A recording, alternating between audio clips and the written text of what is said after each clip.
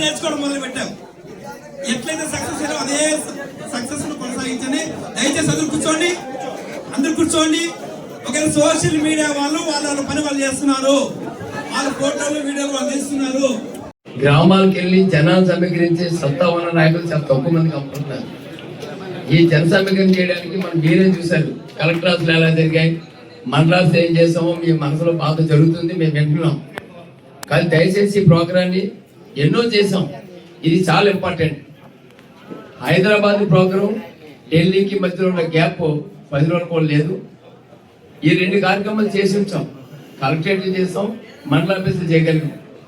కానీ 2 కార్యక్రమాల్లో జన సమీకరణ చేయగలమేమో కానీ ఆర్థికమైన భారాన్ని మోయడానికి నూతన తరానికి చాలా మంది సీనియర్లు ఆర్థిక పరమైన అంశాల మీద సహాయం చేయకుండా వాళ్ళ నిస్సాయ నిరాకరణ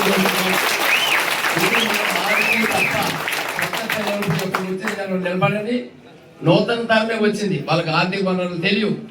జై మాదిగా కృష్ణ మాదిగా రమ్మంటే వేలాదిగా వందలాదిగా వస్తానికి సిద్ధంగా ఉన్నారు.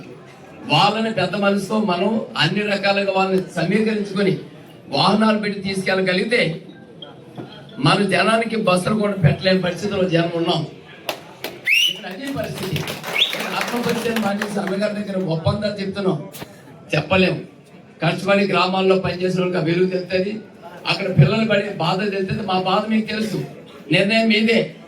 మీరు ఏంటి ఇస్తారు, ఏం చేస్తారో మేము ఢిల్లీ హైదరాబాద్ ఈ నాలెడ్జ్ చెప్పడానికి చాలా ఈజీగా ఉంది. తమరు నిర్ణయం చెప్పండి. మా శక్తి మీకే తెలుసు కాబట్టి, కొత్త పిల్లల భవిష్యత్తు మీకు తెలుసు కాబట్టి మీరు ఏంటి ఇస్తారో దాన్ని మేము సిద్ధంగా ఉన్నాం. జై మాదిగా, జై మందకృష్ణ మాదిగ. పద్మశ్రీ మందకృష్ణ మాదిగ గారికి, వేదికను అలంకరించినటువంటి పెద్దలందరికీ, ఆంధ్రప్రదేశ్ రాష్ట్రం జిల్లాల నుంచి వచ్చినటువంటి ప్రతి ఒక్కరికి కూడా పేరు పేరున నమస్కారం తెలియజేస్తూ, Supreme Court chief justice B R గారిపై జరిగినటువంటి దాడిని నిరసిస్తూ